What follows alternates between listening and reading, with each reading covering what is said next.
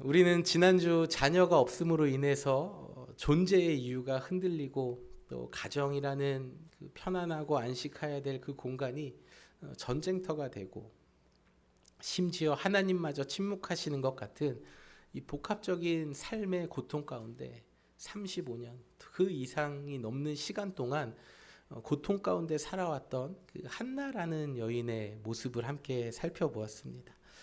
오랜 시간 동안 한나의 삶에 함께 하셨던 하나님, 그 하나님은 오늘도 살아계셔서 우리와 함께 하십니다. 오늘은 고통과 절망의 상황에서 하나님께 기도로 나아갔던 이 한나의 모습을 통해서 오늘 제목에 나와 있는 것처럼 두 가지의 말씀을 좀 함께 나누려고 합니다. 첫 번째로 마음을 쏟는 기도에 대해서, 마음을 쏟는 기도란 무엇인가에 대해서 좀 살펴보겠습니다.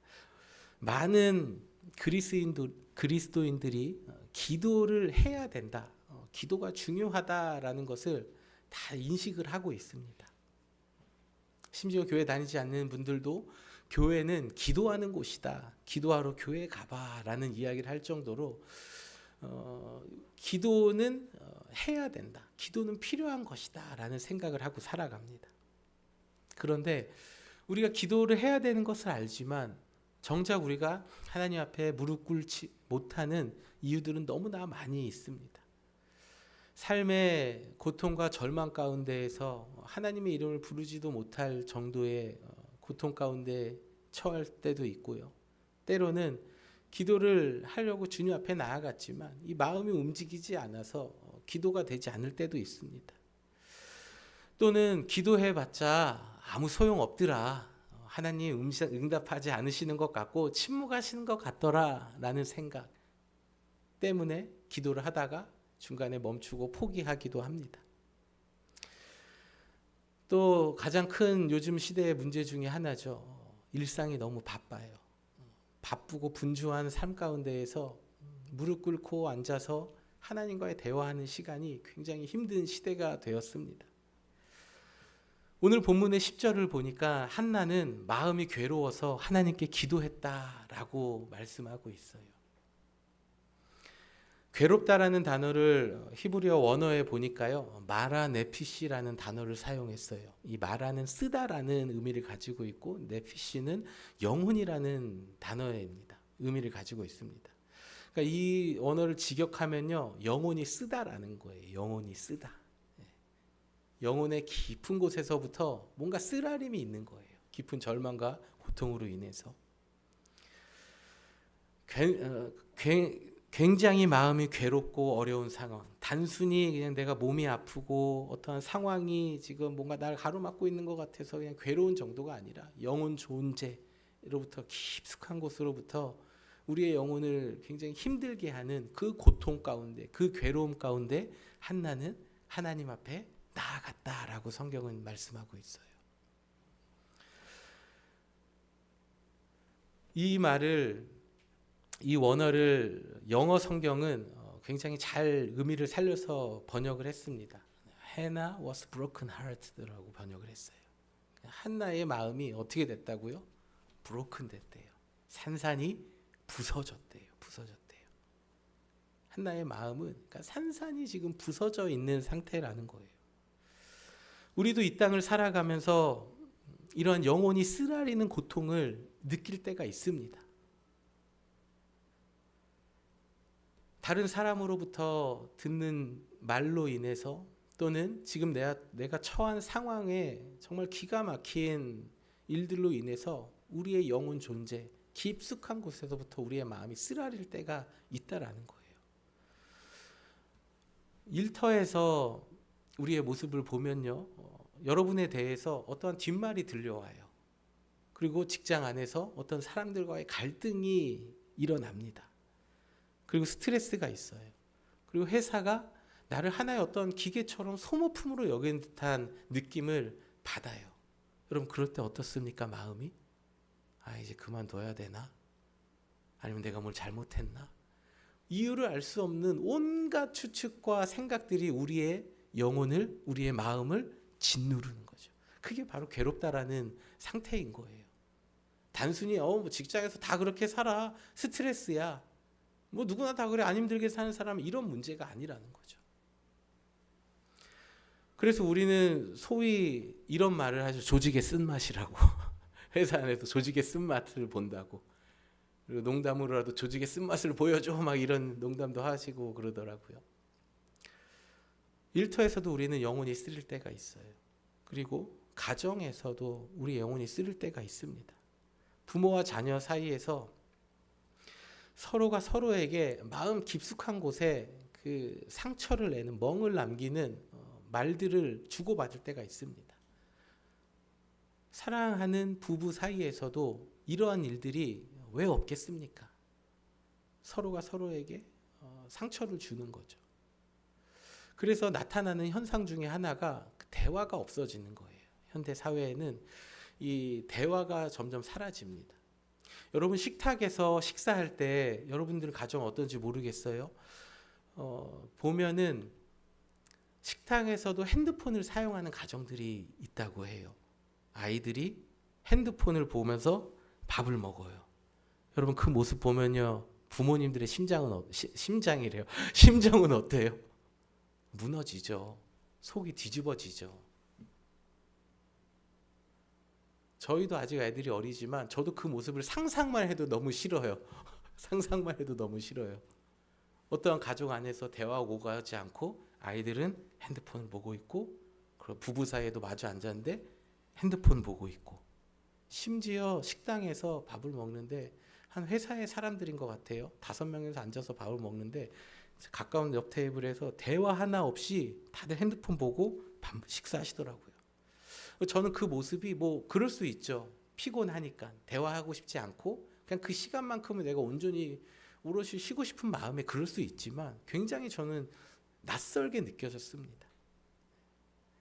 근데 문제는 이 핸드폰이 아니라는 거예요, 여러분. 이 문제의 보다 깊은 본질적인 문제는 뭡니까? 핸드폰이 아니라 우리가 서로가 대화를 하면요, 서로가 서로에게 쓴맛을 주는 거예요.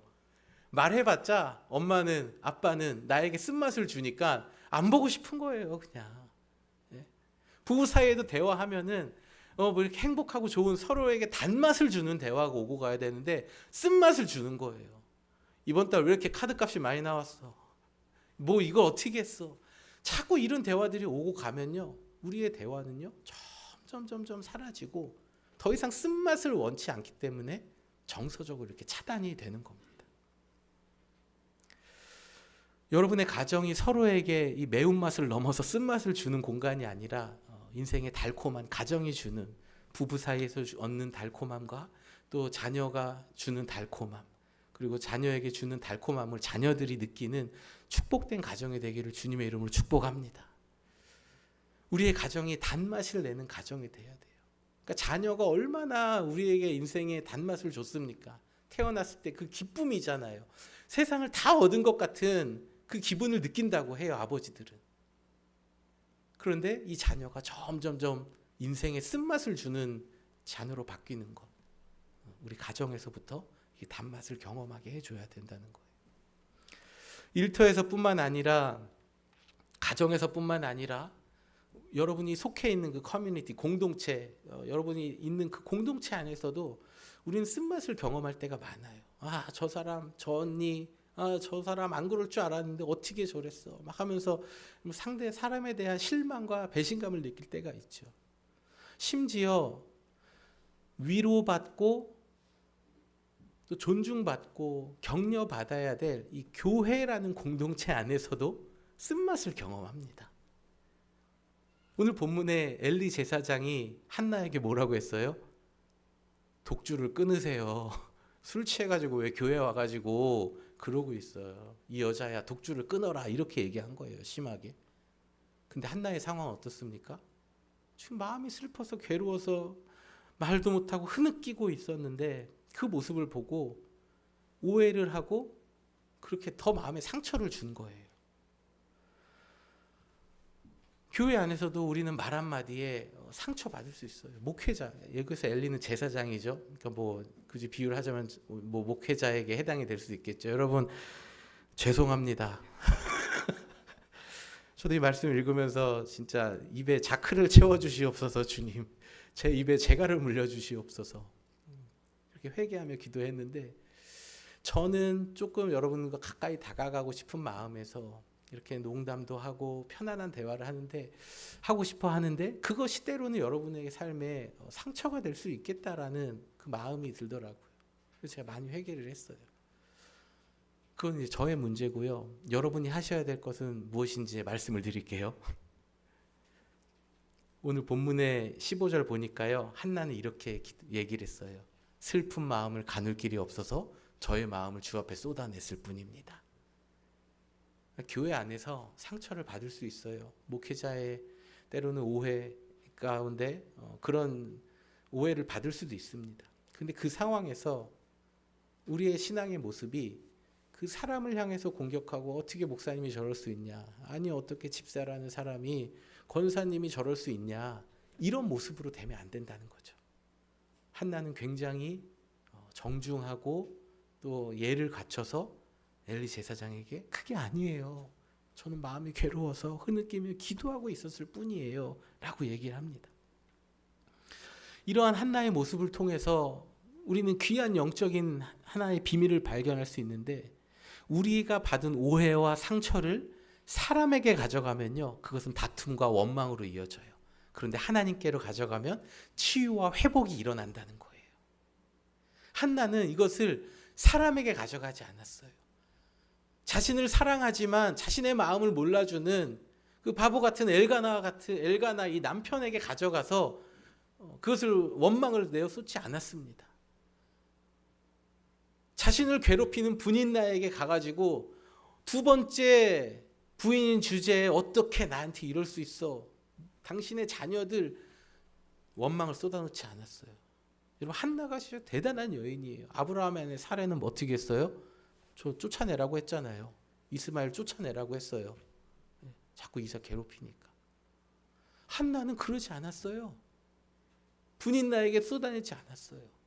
그리고 심지어 성전에 올라가서 기도하고 있는데, 그 성전의 책임자인 제사장 엘리가 그녀를 오해하고 있는 상황에서도 제사장에게 그 원망을 쏟아내지 않았다라는 거예요. 나는 이 슬픔을 가눌 길이 없어서 제 마음을 주님 앞에 쏟아놓고 있었을 뿐입니다. 이렇게 하나님 앞에 자신의 슬픈 마음을 가져갔다라는 거예요. 우리의 상처와 아픔을 사람에게 가져가면요, 그 상황은 우리를 더 아프게 할 때가 있습니다. 어떻게 나한테 그럴 수 있어? 어떻게 이럴 수가 있어요? 그런 마음을 사람에게 가져가면요, 관계가 점점점 틈이 벌어질 수가 있어요. 하지만 하나님께로 가져가면 하나님께서는 우리의 이야기를 그저 들어주시고, 우리의 상한 마음을 만져주시고, 싸매어주시고, 고쳐주시고, 우리가 감당하지 못하는 그 마음의 절망과 아픔 속에서 평안과 위로를 주십니다.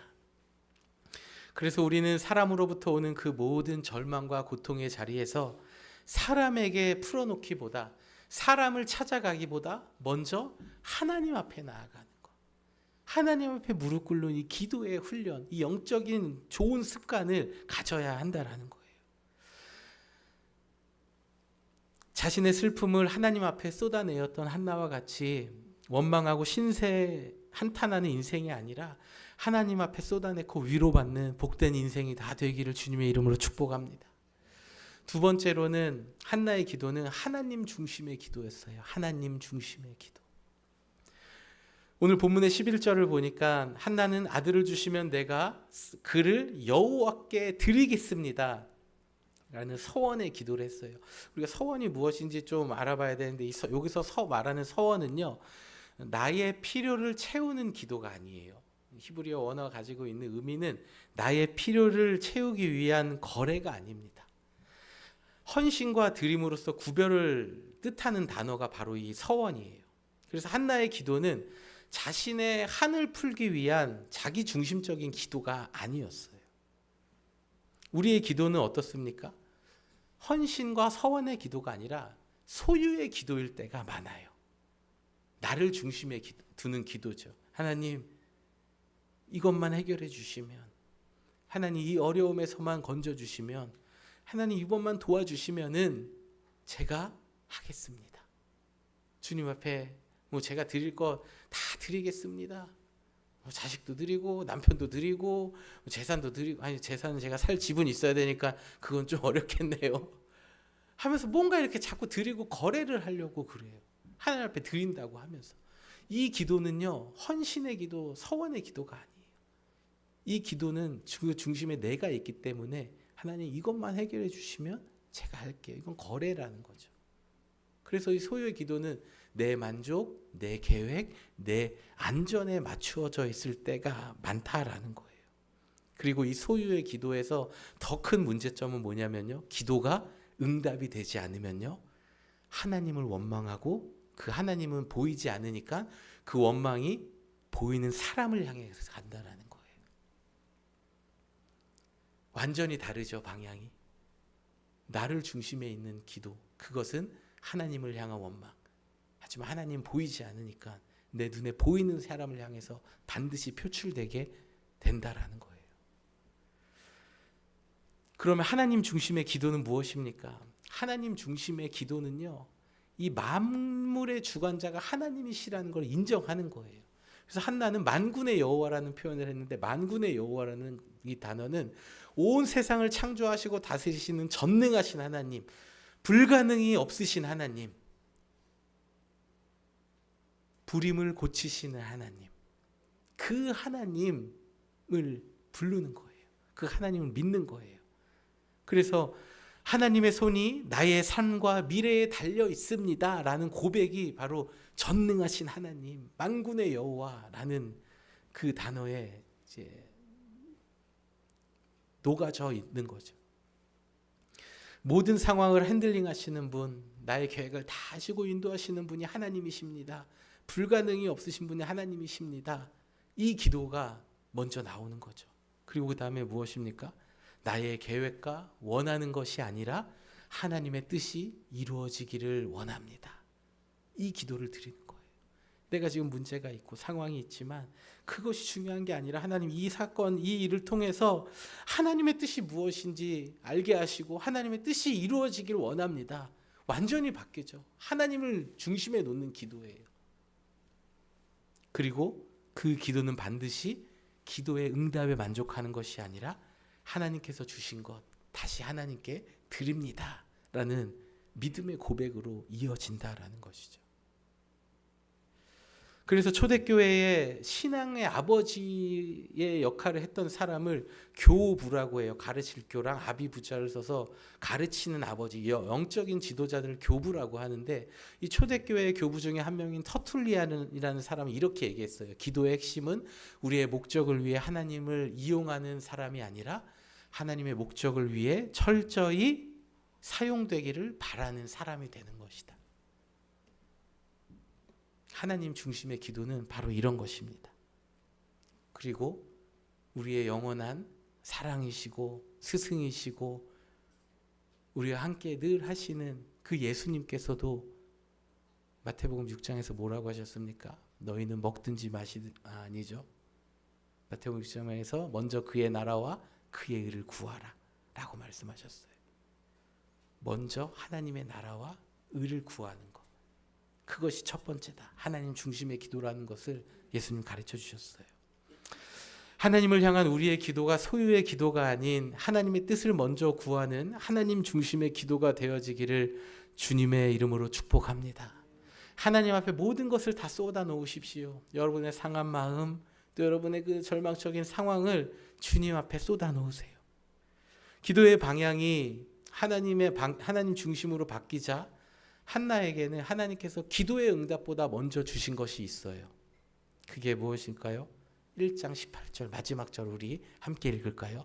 이르되 당신의 은혜를 얻기를 원하나이다 하고 가서 먹고 다시는 빚이 없더라.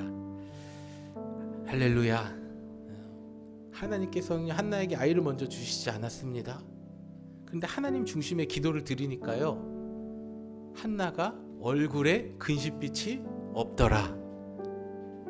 할렐루야. 하나님께서는 우리 마음에 평안을 먼저 주세요. 바로 아이가 나온 것도 아니에요. 상황이 해결되지도 않았어요. 그런데 하나님 앞에 마음을 쏟아놓고 하나님 중심의 기도를 드리니까 하늘의 평안이 내게 임하더라. 우리의 지금 절망적인 상황을 바라보고 해결되지 않는 상황에서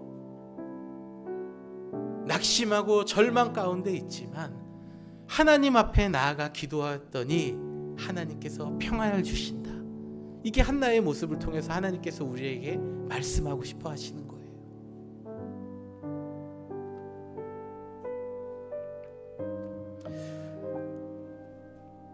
마음을 쏟는 기도는 하나님의 능력과 위로를 가져옵니다. 그리고 하나님 중심의 기도를 드리는 사람은요, 하나님께서 주시는 평안을 받습니다. 사랑하는 성도 여러분, 오늘 이 자리에 한나와 같은 깊은 절망과 아픔, 고통 중에 계신 분들이 계십니까? 또는 나의 주변 사람들과의 관계의 아픔 속에서 남몰래 영혼의 마음의 쓰림과 고통을 경험하고 계시는 분들이 계실지도 모르겠어요. 한나처럼 그 마음을 가지고 주님 앞에 나아가시길 바랍니다. 하나님 앞에 마음을 쏟아놓으시길 바랍니다. 여러분의 상처와 그 마음의 고통과 절망을 아시는 하나님께서 여러분의 삶의 눈물 골짜기가 아니라 기쁨과 평안의 골짜기로 인도하실 줄 믿습니다. 말할 수 없는 고통 가운데 기도할 힘조차 없으신 분들이 계실지도 모르겠어요. 여러분 기억하십시오. 여러분을 위해서, 여러분의 가정을 위해서 안타까워하며 기도하는 목회자가 있습니다. 여러분의 가정을 보며, 여러분의 모습을 보며 안타까운 마음으로 하나님 저 가정을 붙들어 주시옵소서, 경제적으로 어려움 당하지 않게 하시고 이 세상에서 자녀를 통해 주시는 기쁨과 또 하나님께서 주시는 좋은 것들 누리고 또 하나님께 쓰임받는 가정들 되게 해달라고 기도하고, 또 이 사바나에 잠깐 머무는 시간 동안 어떠한 안 좋은 일 사고 당하지 않고 평안함 가운데 지내고 가게 해달라고 늘 여러분을 위해 기도하는 목회자가 있고, 또 여러분을 위해서 기도하는 소그룹 리더가 있습니다. 매주 여러분의 기도의 제목을 받아서 여러분의 기도의 제목을 가지고 기도하며 또 함께 모여서 그 기도 제목을 나누는 이 소그룹 원들이 있음을 여러분 감사하시길 바랍니다. 모든 것을 잃어버린 후에 그것이 감사였구나, 내가 다시 하나님 앞에 마음을 쏟고 기도해야 되겠다 후회하는 인생이 되는 것이 아니라 지금 나에게 있는 것이 소중한 것임을 깨닫는 복된 인생이 되시길 바랍니다. 여러분, 그래서 이번 주에 여러분에게 하나의 챌린지를 드릴게요. 하루에 10분, 아니야 5분, 아니요 3분, 좋아요. 아무 시간이라도 좋아요. 하나님 앞에 여러분의 그 슬픈 마음을 쏟아 놓으시길 바랍니다. 그리고 하나님 앞에 그 마음의 중심을 기도로 올려드리시길 바라요. 그리고 또 한 가지 챌린지는 우리 주변에 힘들어하는 사람, 여러 가지 어려움 가운데에 있는 사람이 생각나는 사람이 있다면 그 사람을 위해 기도하는 한 주가 되어지길 바랍니다. 우리 모두 자리에서 함께 일어나셔서 우리 마지막 찬양 누군가 널 위하여 기도하네 하나님 앞에 올려드리도록 하겠습니다.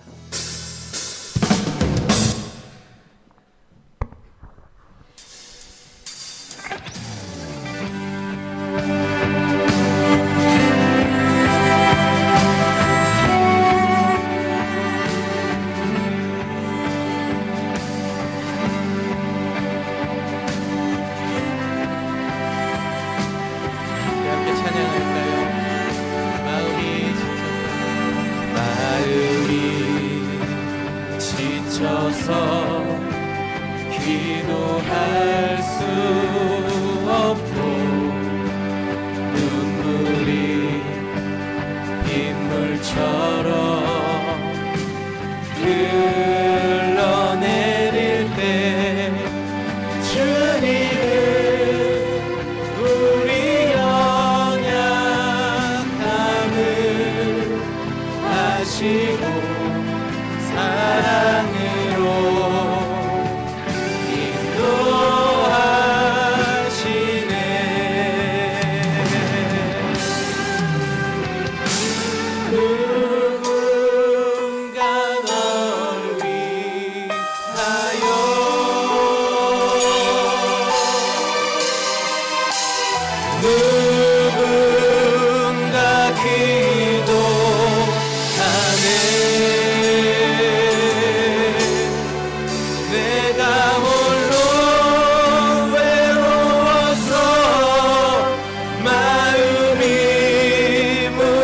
무너질 때 누군가 널 위해 기도하네.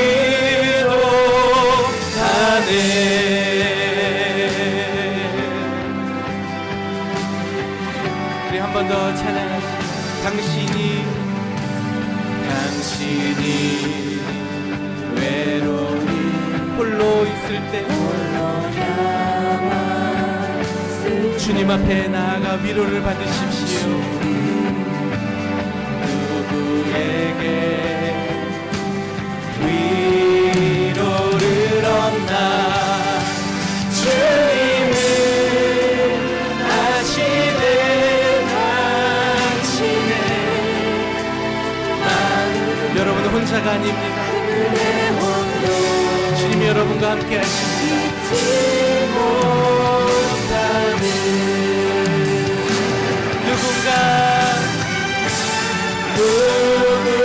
누군가 널 위하여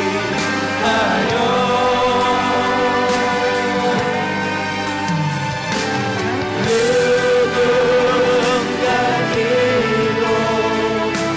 기도하네. 내가 홀로 외로워서 마음이 무너질 때 누군가 널 위해 기도하네. 우리 오늘 주신 말씀을 가지고 시간 하나님 앞에 기도하겠습니다.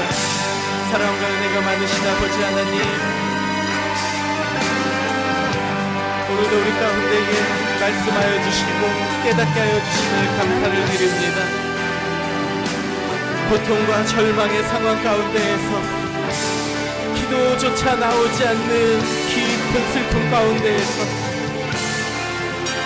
하나님 앞에 마음을 쏟고 하나님 중심의 기도를 올려드림으로 하나님 앞에 나아가서 한나의 모습이 오늘을 살아가는 우리의 모습이 되게 하여 주시옵소서. 하나님, 때때로 우리의 마음이 무너질 때가 있습니다. 사람에게 찾아가서 사람에게 쏟아붓는 자가 되는 것이 아니라 하나님 앞에 나아가 하나님 앞에 위로받는 자들 되게 하여 주시옵소서. 사람의 위로를 쫓아다니는 인생 되는 것이 아니라 사람의 위로와 비할 수 없는 하늘의 위로를 받고 살아가는 저희들 다 되도록 함께하여 주시옵소서. 하나님, 우리와 함께 하시고 우리 가운데에 기도할 수 있는 사람들을, 기도의 동역자들을 보내주심을 감사를 드립니다. 우리의 소그룹 리더들과 소그룹 공동체에 있는 한 명 한 명이 서로를 위하여 기도하며 또 우리 주변의 어려움 가운데 있는 사람들을 돌아보며 기도하는 저희들 되게 하여 주시옵시고, 무엇보다 우리의 마음이 근심하며 탄식할 때에 성령이 말할 수 없는 탄식으로 너희를 위하여 기도하시느니라. 성령이 너 말할 수 없는 탄식으로 너희와 함께 하시고 그 말씀하신 말씀을 붙들고 주님 앞에 담대히 나아가는 저희들 되게 하여 주시옵소서. 성령님, 우리가 기도하지 못할 때에도 우리와 함께 하시고 우리를 붙들어 주시는 은혜에 감사를 드립니다. 우리도 다른 사람을 위하여 기도하며 하나님의 평안을 위하여 기도하는 저희들 되도록 함께 하여 주시옵소서. 누군가 위하여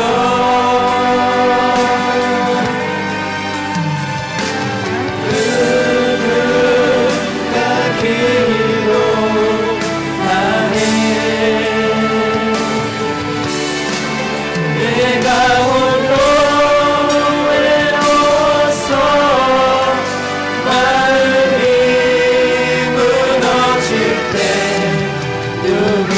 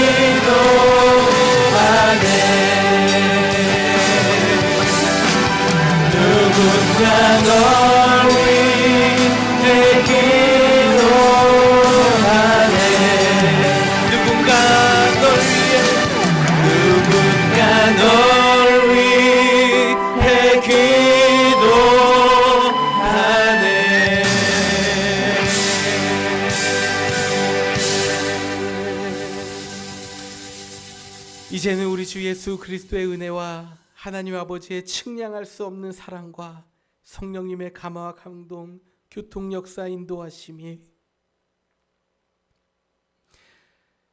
삶에 찾아오는 모든 어려운 상황과 실패와 절망의 자리에서 하나님께 마음을 쏟아놓으며 또 하나님의 중심의 기도를 드림으로 하늘의 평안을 받아 누리고 살아가길 원하며 나도 누군가를 위하여 눈물로 기도하는 자가 되길 다짐하는 이 자리에 머리 숙인 모든 성도들 한 사람 한 사람 머리 위에 저들의 가문과 가정과 자녀들의 삶 그리고 주님의 몸된 우리 사바나 한인 장로교회 위에 이제로부터 영원토록 함께 계시기를 간절히 축원하옵나이다. 아멘.